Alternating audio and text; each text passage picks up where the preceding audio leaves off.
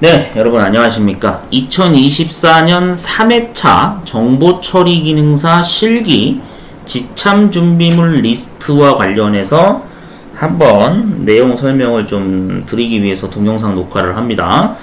자, 24년 3회차 정보처리기능사 시험이 이제 곧 다가오죠. 그래서 2024년 8월 18일 날 일요일 오전 9시까지 시험장 입시를 해야 됩니다. 자, 그래서 시험 준비에 필요한 준비물 리스트에 대해서 한번 간단하게 체크를 해보도록 하겠습니다. 시험 볼 예정인 응시자분들은 꼭 다시 한번 체크하셔서 빼먹지 않도록 가방에 잘 챙겨 넣으시면 될 것 같아요.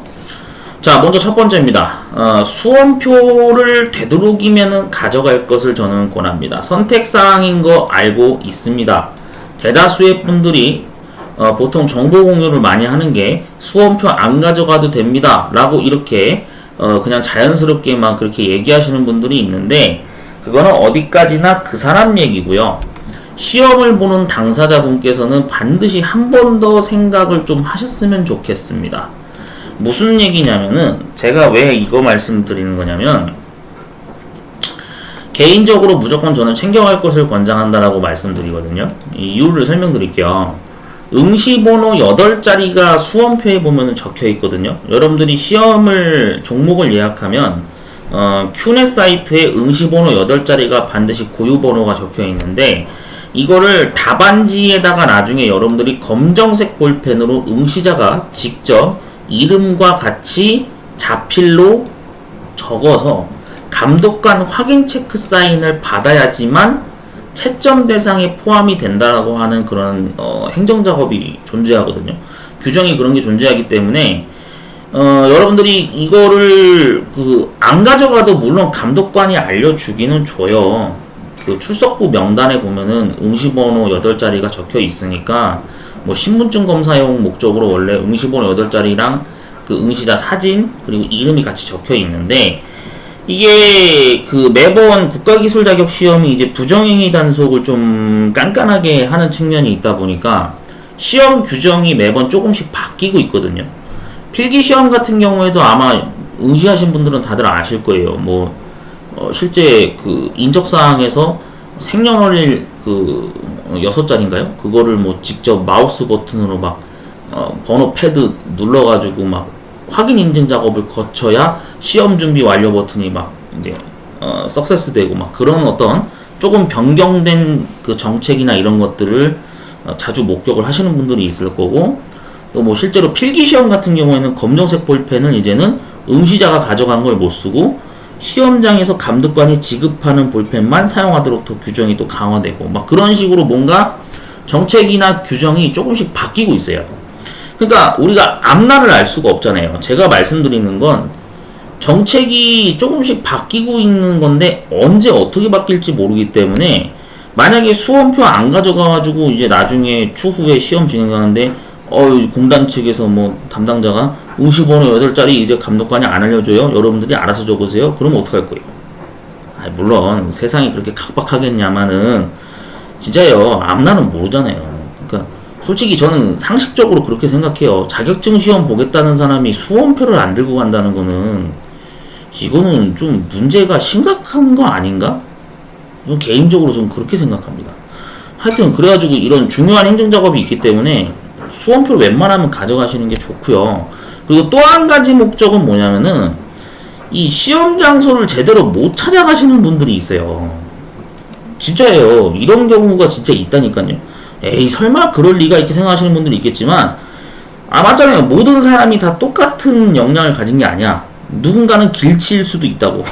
진짜 그런다니까요. 시험장을 딱 가려고 봤더니 이 건물이 시험 장소가 맞나? 저 건물인가?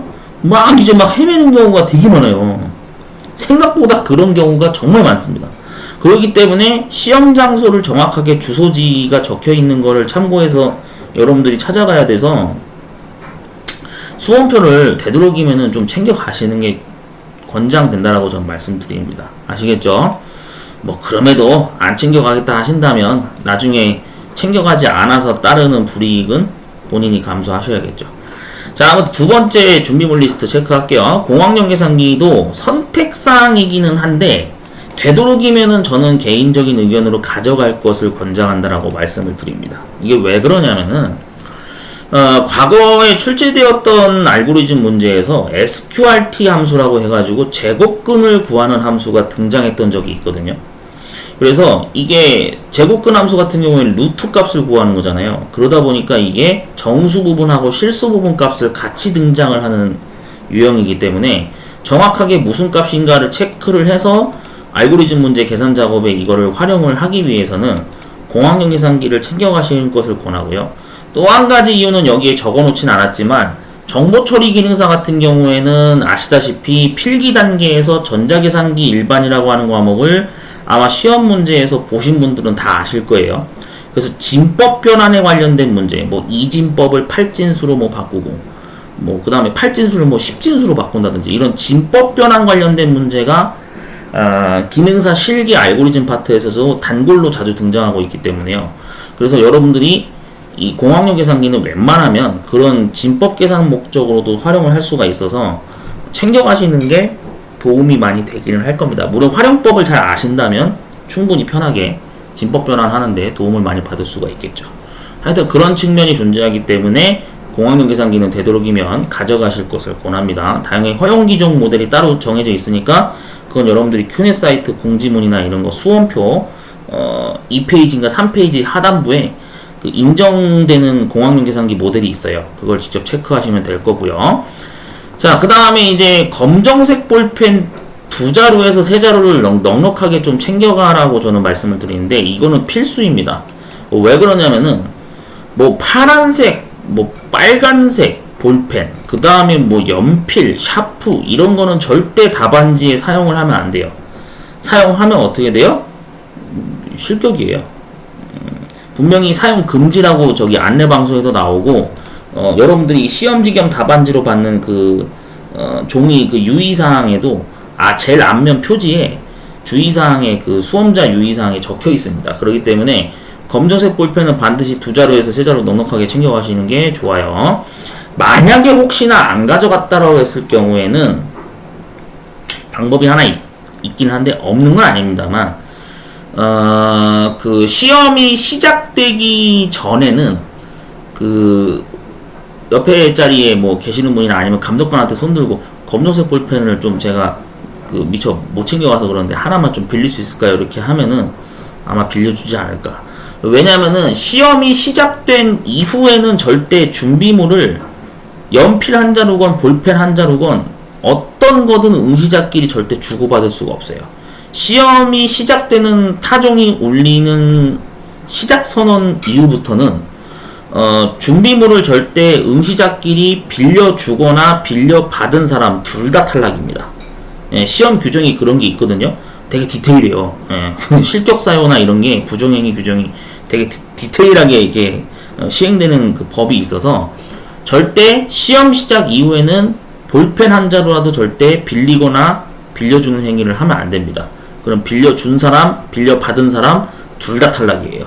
예, 그런 규정이 있어요. 강력하게 시행 중이기 때문에 되도록이면은 검정색 볼펜을 꼭 반드시 넉넉하게 2자루에서 3자루 챙겨갈 것을 권합니다. 한 자루 가져갔는데 막 잉크가 다 달아서 안 나오고 그러면 안 되잖아요. 예, 그러니까 그 다음에 이제 또 한 가지는 마지막으로 필수 신분증인데 신분증 같은 경우에는 뭐 요즘 모바일 신분증도 있다고 하지만 학생분들 같은 경우에는 이제 청소년증 제일 가져가기 수월한 거죠.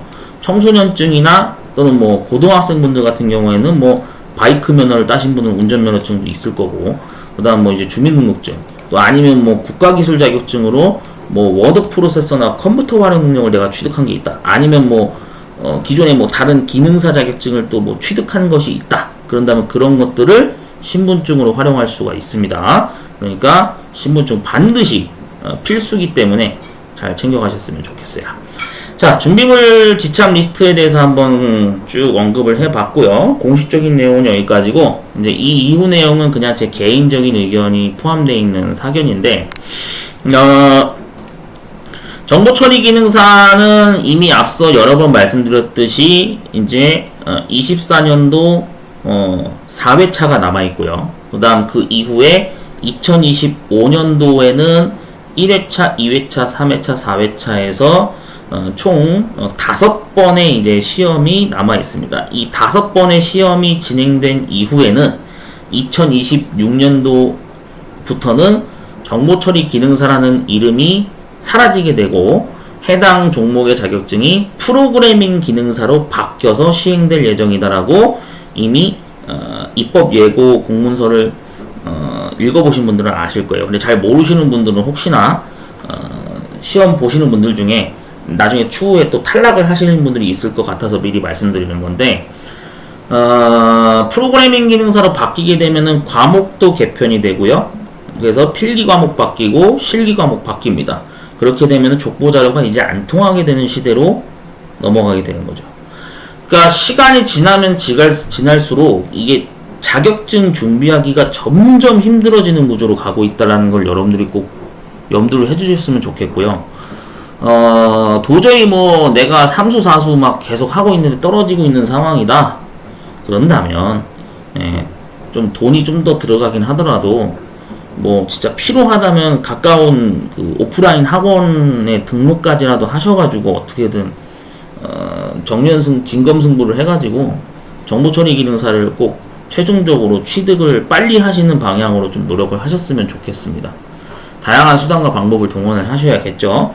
네, 그래서 결코 시간이 많이 남은 게 아닙니다.